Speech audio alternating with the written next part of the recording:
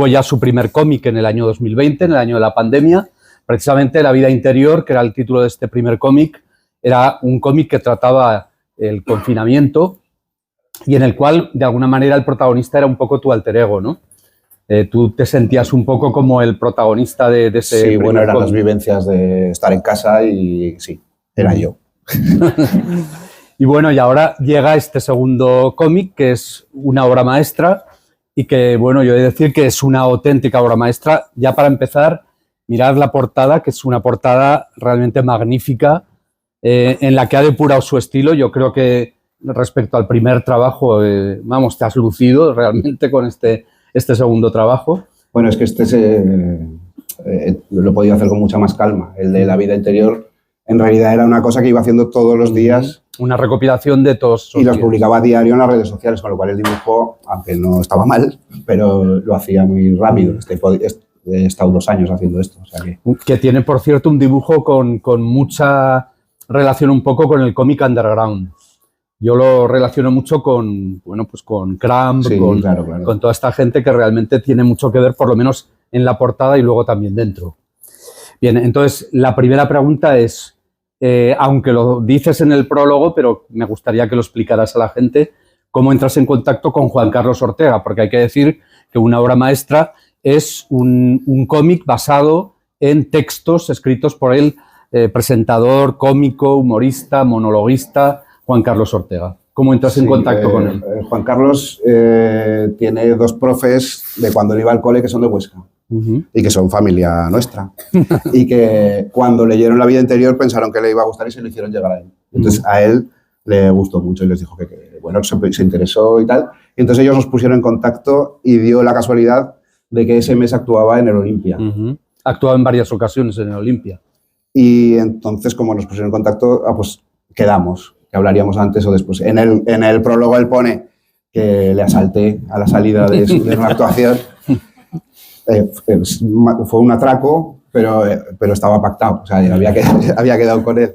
Él le da un poco de literatura, vamos. Y entonces, pues estuvimos hablando un poco, nos caímos bien y tal. Y como yo sabía que escribía, él escribe unas cosas que no son como los sketches de la radio con las voces y eso. Tienen así como un poco de moraleja, aunque tiene su humor absurdo, son como consejos para su hijo, en el fondo. Son una cosa así.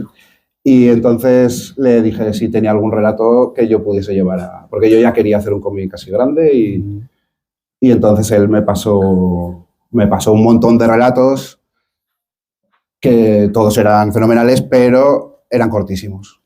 Solo eran de una página y no me daban para hacer una historia. Entonces lo que hice yo fue montar una historia cambiando cosas, pero con todos sus relatos, y monté una historia que es medio mía, medio suya. Sí, por eso pones que, aunque los relatos son suyos, el guión es común, vamos. Sí, la historia más grande está basada en el que más me gustó y luego lo otro está hecho como con trozos de un personaje que salía en otro. ¿Y te costó mucho unir todos esos relatos para hacer una historia que tiene una coherencia? Y realmente la tiene una coherencia tremenda, ¿no? Parece raro que esto haya salido de un conjunto de relatos dispersos. Me costó un huevo. Pero vamos, yo qué sé. Yo le iba enseñando todos mis avances, porque además la historia, algunos ya lo habéis leído, es muy rara visualmente, cambia de estilos, cambia de ritmo, hay cosas serias, hay cosas tontas. Mi reto era que todo eso se leyese bien. Y aparte que a él le pareciese bien, porque estaba cambiando tanto su asunto que si hacía algo que él no quería y sale su nombre en la portada, ¿no? Ya. Es un detalle que se parezca a lo que él...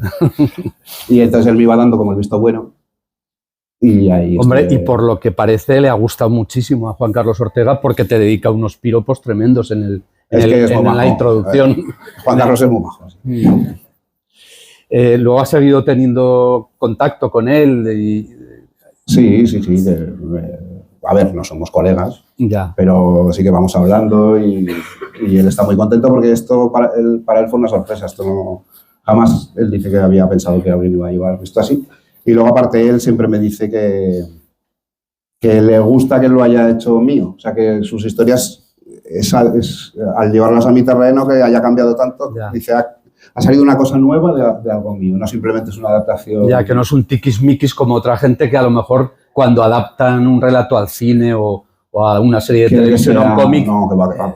Ponen pegas porque no es igual que lo que había puesto, ¿no? Al revés. De hecho, en el prólogo él lo dice, que él no quería meterse en nada. Como esto es tu asunto y de hecho es que no me dijo nada. La única... Bueno, yo le iba diciendo, pues cuando me invitaba un personaje le decía, ¿cómo se llama este? Y le mandaba un dibujo y me decía tal, ¿no? Y algún consejillo sí me dio.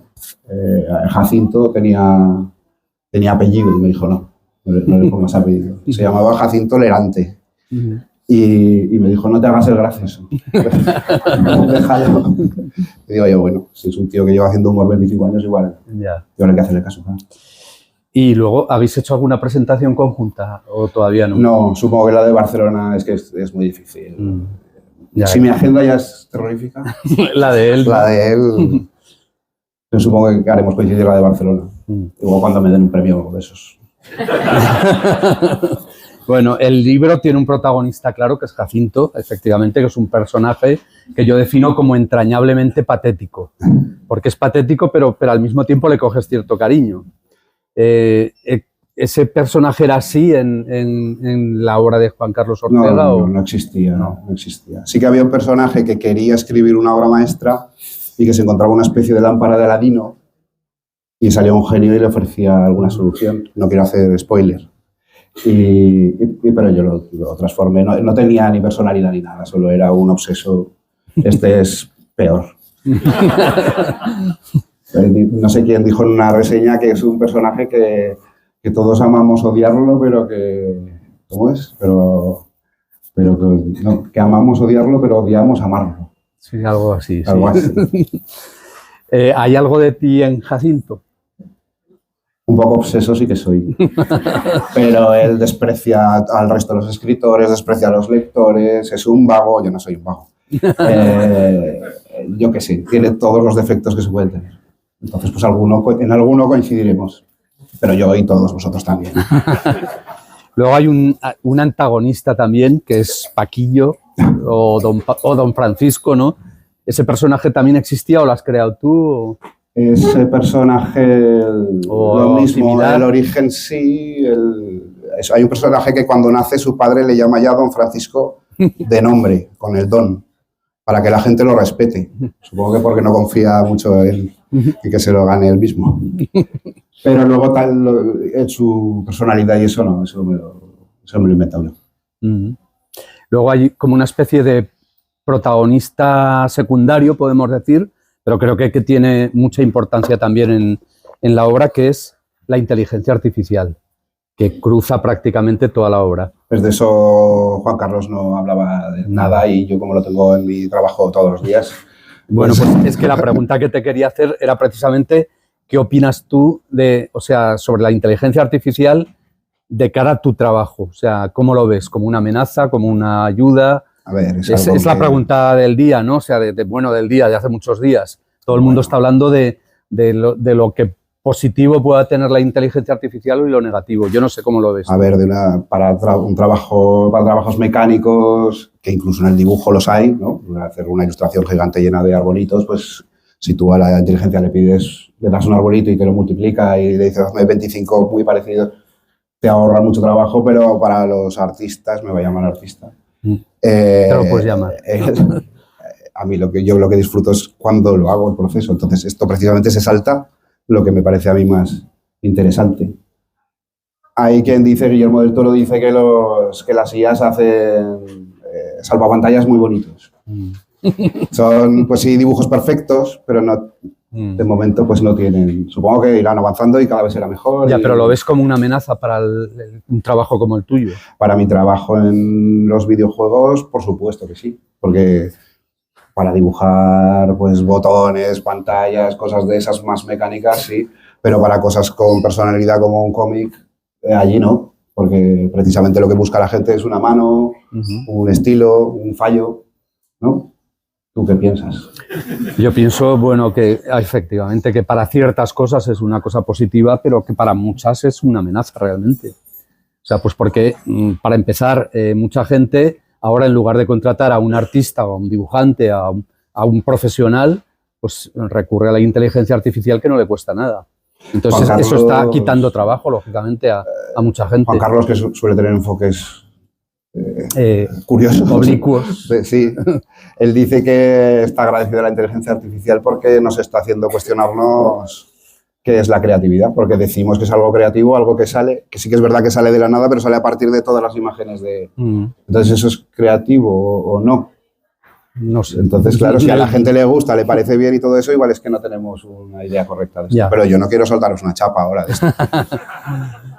Bueno, seguimos y hablamos ahora de cómic, ya que estamos hablando de un cómic, hablamos de cómic. Por esta obra maestra transitan Tintín y Milú, Forges, El Groucho de Gruñidos en el desierto, de Ventura y Nieto. Ese no lo había visto nadie. Mira, Sí, yo sí. que me lo han prestado. El Roto, Schultz, por supuesto, que es precioso el trato que haces con Schultz, el creador de Charlie Brown y de Snoopy.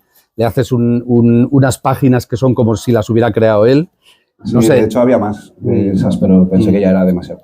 Y demuestras de alguna forma tu versatilidad, o sea, cambiando de estilo continuamente. O sea, el cómic es una especie de montaña rusa de estilos distintos de cómic. Sí, yo es que quería hacer algo así, ya antes de empezar el cómic. Entonces me vino muy bien lo de los relatos independientes porque me daban juego para empezar la historia. Tiene un recuerdo, pues lo hago con otro estilo. Y eso es lo que quería yo, que pasases de página y pareciese que lo había hecho otro. Sí, de hecho parece que es un libro colectivo. Pero lo que me daba miedo era que luego cuando lo leas fuese una ensalada de estilos y no tuviese ritmo. Sin embargo, todo el mundo me dice que se lee prácticamente del tirón. Sí, porque cuando haces los cambios son cambios muy puntuales, pero luego sigue la historia tal cual. Entonces no hay ese fallo que pueda darse, ¿no? de parecer una especie de ensaladilla Sí, rusa. Bueno, en una de las presentaciones me decía uno que se notaba que soy diseñador gráfico porque al final el texto, está el dibujo por un lado y el texto hace que sigas leyendo y te da igual que hayas cambiado de estilo. Entonces, todos estos referentes que salen en el cómic, ¿son tus favoritos o son los que te venían bien en ese momento? Son mis favoritos, quiero decir, sí, pero tengo más favoritos. Ya. Y por ejemplo, ya que estamos... ¿De que no haya puesto? Sí, bueno, favoritos del cómic que tengas. Pues no lo sé, es que yo leo un mogollón. Ya. Entonces, casi todo me gusta. No sé, a todo le saco alguno último interés. que digas, pues me ha gustado mucho esto, yo qué sé. A ver, aquí no he sacado una de Daniel Klaus, aunque supongo que al final sí que, seguro que sin querer ha salido, pero sí que me gusta. Lo que pasa es que lo veo demasiado bueno como para intentar copiarlo. Ya. No digo que Forges no sea bueno, pero era más fácil de replicar.